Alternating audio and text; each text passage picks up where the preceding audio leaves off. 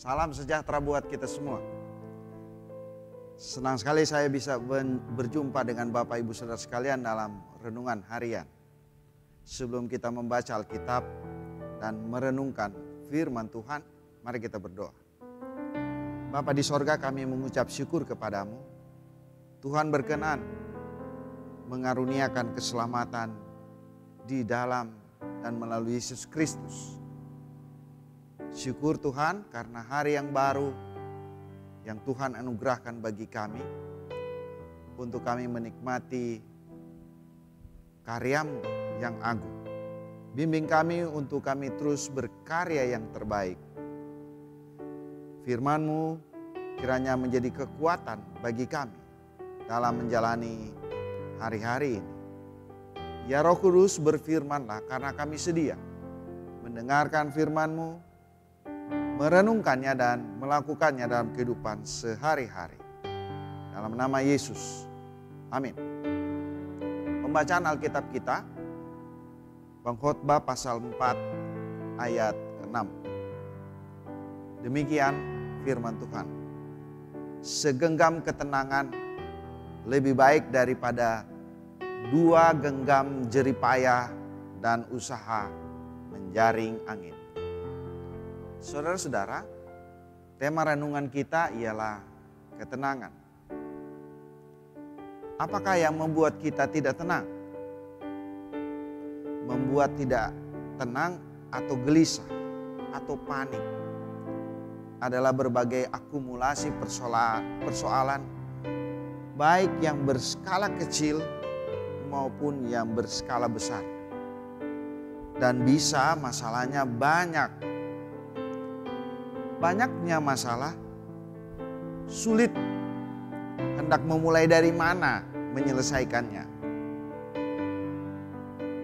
Anapausis, kata asli dari ketenangan, dapat diartikan lain.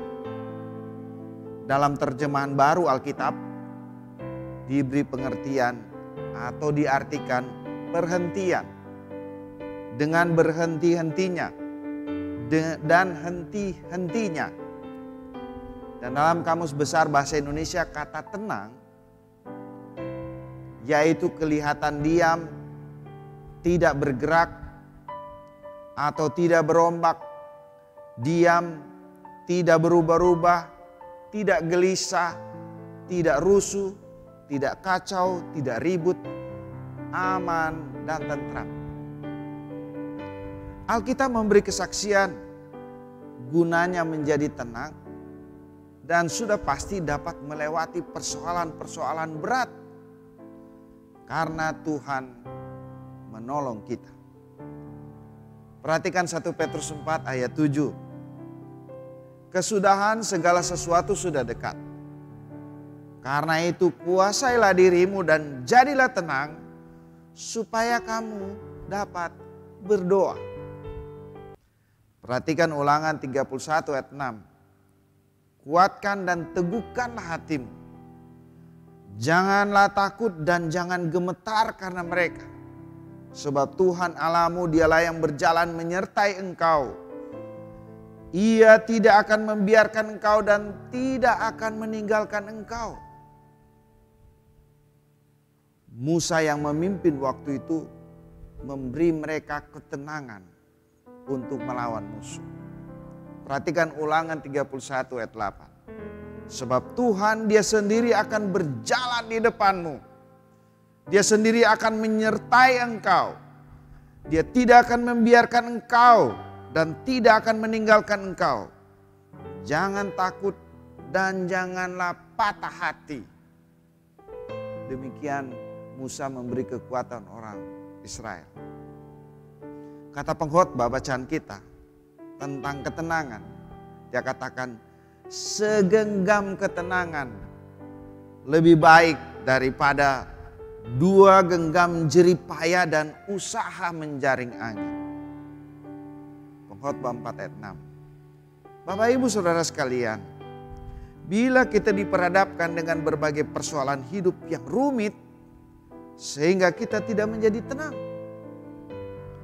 ingat nasihat firman Tuhan untuk kita tenang menghadapi setiap persoalan, agar kita dapat berdoa, memohon pertolongannya, dan yakin Dia akan terus menyertai kita. Kata pengkhotbah, itulah yang baik. Jangan panik, tetapi jadilah tenang. Kidung Jemaat 410. Tenanglah kini hatiku.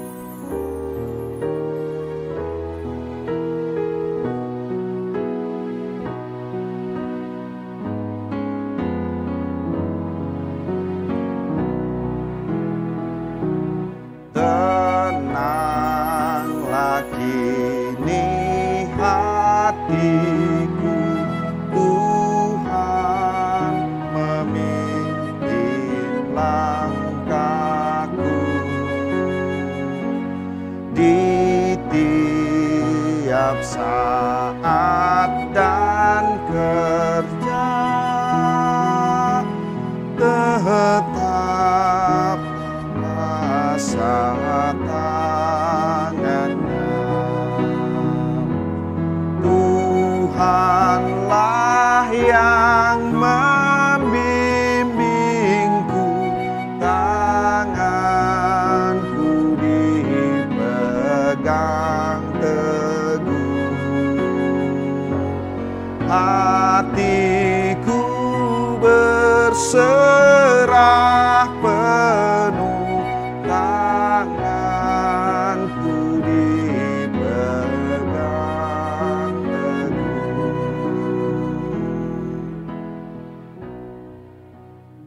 Mari kita berdoa. Bapa di sorga, firman-Mu untuk kami tenang itu lebih baik dari segala jerih payah. Bahkan ketika kami tenang menghadapi berbagai persoalan, ternyata kami dapat berdoa, memohon pertolongan-Mu, bimbingan-Mu, agar kami menghadapi setiap persoalan bersama Tuhan. Kami tidak mengandalkan kekuatan kami, tetapi Tuhan berada di depan. Tuhan beserta kami, dan Tuhan menolong kami. Dalam nama Yesus kami berdoa. Amin.